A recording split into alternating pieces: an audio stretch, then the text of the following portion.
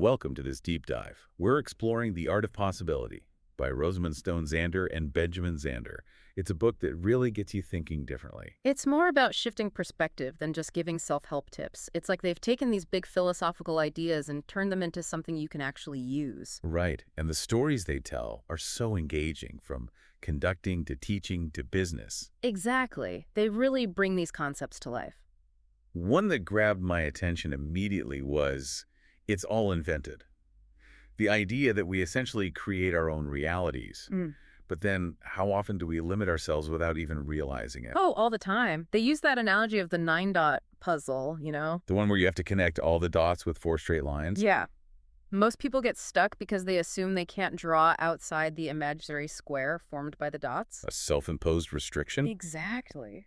And that's how so many of our mental boundaries work. We create these limits in our minds that don't actually exist. Like in that story they tell about the student who accidentally received an A? And the teacher regretted it, wanting to teach the student a lesson about being prepared. Showing how even good intentions can sometimes limit possibilities. For sure. Makes you think how often we miss out on something amazing because we're so attached to how we think things should be. Which brings us to their comparison of the world of measurement and the universe of possibility. Right. The world of measurement is all about competition and scarcity. Always evaluating, always striving. Exhausting. And the universe of possibility focuses on abundance, contribution, and connection, finding the joy in it all. Like switching from I have to win to how can we all succeed together. Exactly. And their practice of giving an A is a great example of that. It's not about ignoring performance, but about focusing on potential. Like those letters written by the trombonist and the Korean flutist, imagining their future success. And it seemed to ignite their passion just by envisioning their dreams. It's like they were already living those dreams. And then they talk about this inner conflict between the calculating self and the central self. That calculating self, so focused on survival, always strategizing. We develop it as a way to get through childhood. But if we let it dominate us as adults, we miss out on so much connection. The central self emerges when we realize we've survived, allowing our giving nature to flourish. Like that story of the homeless man offering all his possessions to buy someone a meal. What an illustration of generosity that goes beyond calculation. It makes you wonder how we can tap into that central self more often. It's a question worth exploring. And their practice of being present to the way things are seems key. Accepting reality, even the parts we don't like, without resistance. Instead of fighting against it, acknowledging it fully. They even talk about switching but for and to shift your perspective. Like if you're on vacation in Florida and it's raining. Instead of it's raining, but I'm trying to have fun, it's raining and I'm going to make the most of it. Exactly. That slight change in wording can make a big difference. Or like if you're skiing and hit a patch of ice. Yeah. Getting angry doesn't help, but accepting it allows you to adapt. They also talk about recognizing downward spiral talk, those negative thought patterns that can trap us. It's so easy to get stuck in those. And they advocate for replacing it with a language of possibility. Focusing on what we can do, what we can create, instead of what's holding us back. And this ties in with their metaphor of the silent conductor. A whole new way of thinking about leadership. Not about control, but about empowering others to reach their full potential. Like that story of Eugene Lehner, the violinist from the Boston Symphony. An incredibly skilled musician, but never given the opportunity to conduct. Then there's that other story, where a conductor let a young violinist conduct during rehearsal. Can you imagine? What an experience for that violinist, and what a testament to the conductor's belief in his potential. It's a beautiful illustration of stepping back and allowing others to shine. And speaking of shining, their next concept is giving way to passion. Embracing that flow of energy that connects us to something larger than ourselves. Rosamund describes this incredible experience with a rushing river. She felt this sense of interconnectedness with nature's raw power. It seemed to awaken something deep within her. And in the world of music, it's about surrendering to the emotion behind the notes. Like that story of the tenor, Jeffrey, who was so focused on showcasing his vocal technique that he missed the heart of the music. Only when he let go of his ego and embraced vulnerability did he truly move the audience. That's powerful. So from giving way to passion, we transition to the practice of enrollment. Now this is intriguing. Tell me more about this enrollment. It's about seeing people as invitations to collaborate, to create something together. Instead of just transactional interactions. Like they share that example of turning a frustrating experience at an air pump into a moment of connection. A flat tire, missing quarters, yet it became an opportunity for genuine interaction. And then there's that story of turning a potentially chaotic event with school children into a shared musical experience. Even amidst the chaos, the belief in those children's potential unlocked something magical. It speaks to the transformative power of faith in others. Now, being the board is a concept that really challenges our usual understanding of responsibility. Tell me more about this being the board idea. Sounds fascinating. It suggests that we're not just players in the game of life, but we're the game board itself. We're responsible for the circumstances we find ourselves in. Even when things go wrong. Exactly. It's about taking ownership without blaming others.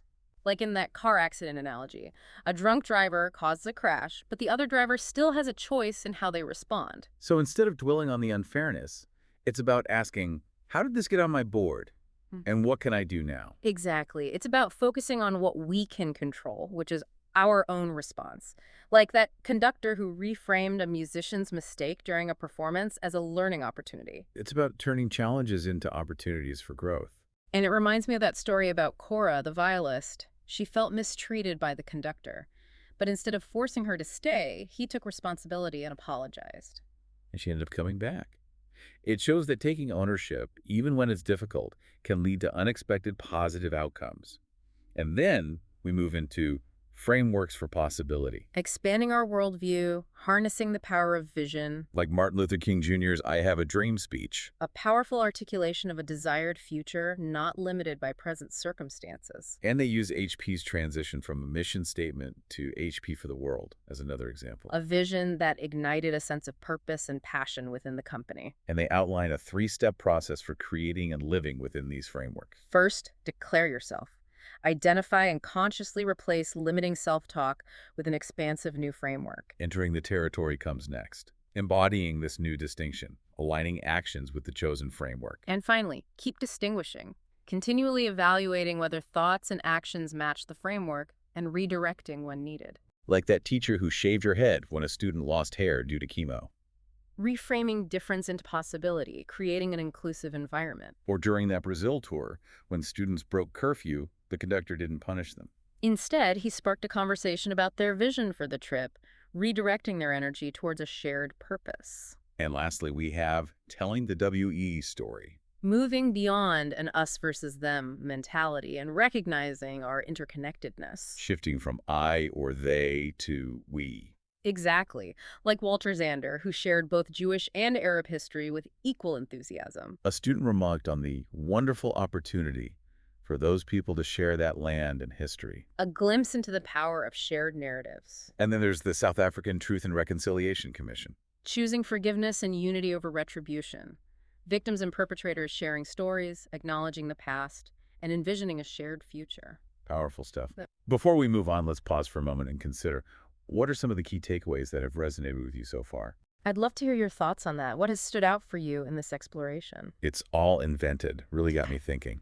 It's amazing how much power we have to shape our own experiences. It really is eye-opening, and the Zanders offer so many practical ways to actually apply these ideas. There's one story I found particularly fascinating about a leadership lesson disguised as a simple question. During an orchestra rehearsal, Benjamin Zander, the conductor, turns to a violinist. Okay. He asks, "Would you be willing to lead the orchestra while I observe from the back of the hall?" Wow. That's a bold move. Imagine being that violinist. This wasn't just any violinist, though. It was Eugene Linner, a seasoned musician who had been with the Boston Symphony Orchestra for over 40 years. He must have been incredible. He was, and he had a deep understanding of the music, yet he'd never been given the chance to conduct. To have that opportunity after all those years, what a recognition of his expertise. It really shows that Zander believes leadership can emerge from anywhere within the orchestra. Challenging those traditional hierarchies. It perfectly embodies the concept of the silent conductor, a leader who empowers others. A leader who steps back and allows others to shine. Exactly. Yeah. It's a powerful metaphor that applies to all areas of life, not just music. I can see that. Now, let's shift gears for a moment and explore a concept that might seem counterintuitive in our achievement-oriented society. The idea of being a contribution. Being a contribution. Yeah. Interesting. You mean focusing on making a difference for others rather than personal gain? That's the essence of it. It's about shifting the question from what's in it for me to how can I contribute to those around me. I like that.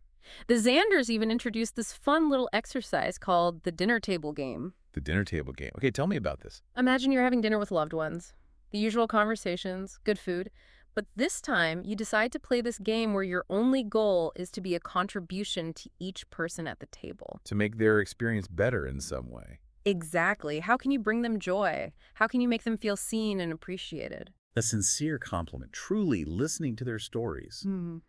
Those little things can make such a difference. The book suggests that even trying this for one meal can create a positive shift in the entire dynamic. Because it reminds us that our actions, no matter how small, have a ripple effect on those around us. And this concept is beautifully illustrated through the story of Sarah, a woman living in a nursing home. It's easy to feel limited in those environments. Right. What did Sarah do? Well, Benjamin Zander was visiting the nursing home, sharing music with the residents, and Sarah decided to move from the 5th row to the 4th. Seems like a simple act, but I'm guessing it meant more than that. In that context, it was a bold statement, a refusal to give in to her limitations. Zander shared her story to inspire other residents to consider their own contributions, no matter their circumstances. It's a reminder that we always have a choice in how we respond to our situation. Being a contribution isn't about grand gestures, it's about the intention behind our actions. I love that. Now, how about we dive into the power of reframing our perceptions? There's this story that comes to mind, 4 men and their dying father. The title itself evokes so much. Loss, family bonds. It's about 4 brothers facing their father's impending death, each dealing with their own grief and their relationships with each other and their father. One brother was particularly struggling. No way. He was filled with anger and resentment toward his father, focused on perceived shortcomings and injustices. It's not uncommon for those feelings to surface during times of loss. He felt unseen by his father, like his siblings were favored, and this created tension within the family. It's heartbreaking. Zander suggested they try reframing the situation.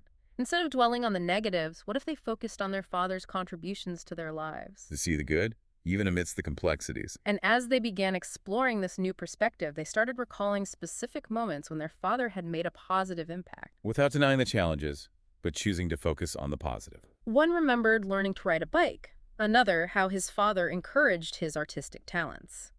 As they shared these memories, the atmosphere shifted. From anger to gratitude.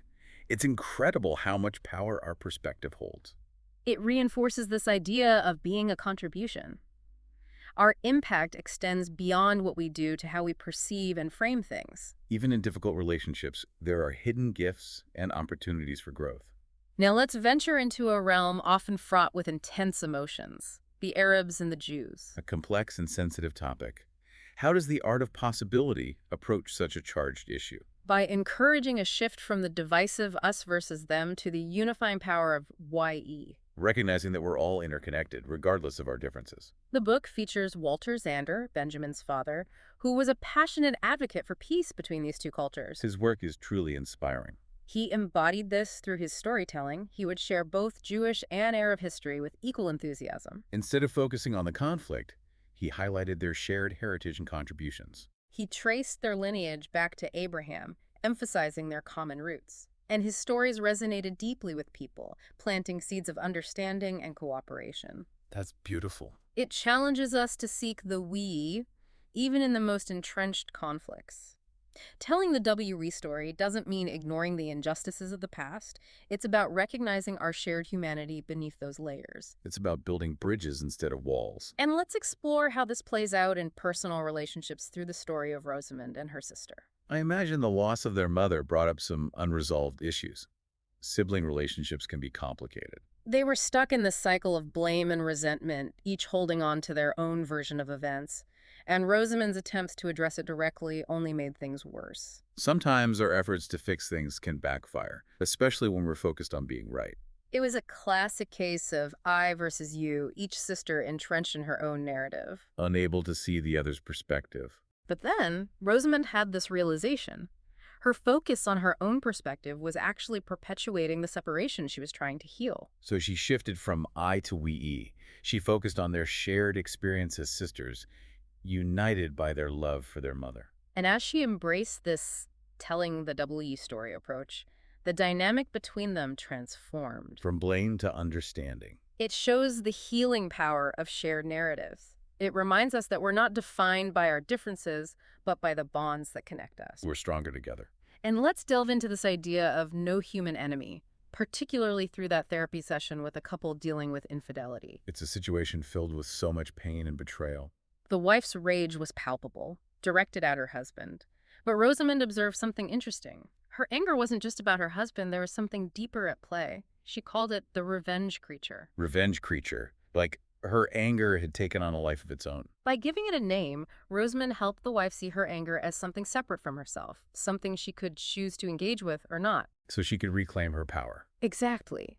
It reminds us that intense emotions can sometimes stem from past wounds, not just the present situation. And by recognizing those patterns, we can free ourselves from their grip. And it's about compassion, even for those who've hurt us. It reinforces this idea that there is no human enemy. We're all interconnected, even in the midst of conflict. It's challenging, especially when we've been deeply wounded, but it opens the door to healing and reconciliation. And telling the WE story doesn't mean condoning the hurtful actions. It means recognizing our shared humanity and approaching conflict with a desire for resolution. Like the South African Truth and Reconciliation Commission. They chose a truly remarkable path after the horrors of apartheid. They prioritized forgiveness and healing over punishment. Tell me more about their approach. They created a space for both victims and perpetrators to share their stories, to acknowledge the harm that was done, and to seek forgiveness. I can't imagine how difficult that must have been for everyone involved. It was groundbreaking. It showed that justice doesn't have to be about retribution.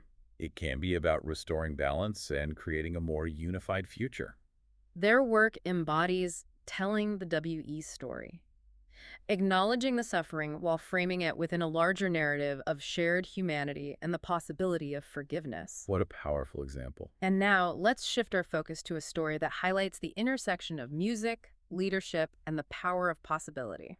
I love how music has this unique ability to connect people. It's the story of Sinfonia Rosario, which takes place during the New England Conservatory Youth Philharmonic Orchestra's tour of Argentina. Sounds like an incredible experience. It was. During a rehearsal in Rosario, Zander decided to do something different. Oh, Instead of leading the orchestra, he stepped back and became the silent conductor. empowering the musicians to take ownership. He encouraged them to reflect on their past performances, explore new interpretations, and share their insights. What a great way to get them more involved in the music. And the musicians responded enthusiastically. They were eager to contribute their ideas. It shows that everyone has valuable insights to offer, regardless of experience. What happened next? Something extraordinary unfolded. Without planning or rehearsal, the musicians performed the entire first movement of Dvorak's New World Symphony from memory. Wow. That's not just memorization, that's a deep understanding and embodiment of the music. Zander described it as a new form of music making, born from a place of shared passion and purpose. It's like they tapped into a collective energy, It truly embodies the art of possibility. embracing abundance, trusting in each other's talents, and achieving something remarkable together. It's about shifting from limitations to possibilities, from a judgment to compassion, and from separation to unity. And speaking of language, let's turn our attention to the powerful role it plays in shaping our thoughts and beliefs. Language is so powerful, it really shapes how we see the world, don't you think? Absolutely. The Zanders emphasize that throughout the book, how the words we choose have a huge impact on our experience. They talk about moving away from that limiting language. The buts, shoulds, and can'ts that keep us stuck. Instead, they encourage using language that opens up possibilities. And how fascinating, what if? Subtle shifts that can make a world of difference. From scarcity to abundance, from judgment to curiosity, it all starts with the words we use. Their idea of giving an A is a great example. Creating a language of potential. Imagine what it would be like to always be met with that belief in your abilities. It would be transformative. Our words can truly inspire or discourage. It's a responsibility we all have. They also talk about the power of articulating a vision, painting a picture with words of the future we want to create. Shifting our focus from what is to what could be. and doing it with conviction. And when we articulate that vision, we not only inspire ourselves, but we invite others to join us in making it a reality. Like that example with HP. Changing their mission statement to HP for the world seemed to infuse the whole company with a new sense of purpose. It shows that language isn't just about communication, it's about shaping our beliefs and actions. So, as we come to the end of our deep dive into the art of possibility, I'm curious, what are some of the biggest takeaways for you? The idea of empowerment has really struck me. This realization that we're not just passive bystanders, we're active creators of our lives. That's such a powerful shift. And this book provides so many practical tools for making that shift. From limitations to possibilities, from scarcity to abundance, from separation to unity. And those shifts, when we embrace them individually and collectively, can create a world that's more joyful, purposeful, and connected. It's a reminder that the art of possibility isn't just a theory. It's something we can practice every day in our choices, our actions, and the stories we tell ourselves and others. Well said. This has been a truly enriching conversation, exploring the power of perspective and the potential that resides within each of us. Before we wrap up, let's offer our listeners a quick recap of 10 key takeaways from the art of possibility. A great idea. Let's distill these transformative concepts. Number 1, it's all invented. Our perceptions shape our reality, so we can choose a more expansive lens. Number 2, embracing the universe of possibility, shifting from scarcity and competition to abundance and collaboration. Number 3, giving an A, believing in ourselves and others, fostering a culture of potential. Number 4, recognizing the calculating self and the central self, moving beyond fear and embracing our giving nature. Number 5, practicing being present to the way things are, cultivating acceptance and navigating challenges with grace. Number 6, replacing downward spiral talk with a language of possibility, shaping our experiences with empowering words. Number 7, the silent conductor, leading by empowering others and creating space for their brilliance. Number 8, giving way to passion, tapping into that vital energy and letting it guide our expressions. Number 9, enrollment, approaching relationships as collaborative journeys of creation. And number 10, telling the WE story, shifting from division to unity, recognizing our shared humanity. As we go back out into the world, I encourage you to carry these 10 takeaways with you. Let them guide your choices and shape your experience. May this exploration inspire you to embrace the art of possibility, not just as a concept, but as a way of life.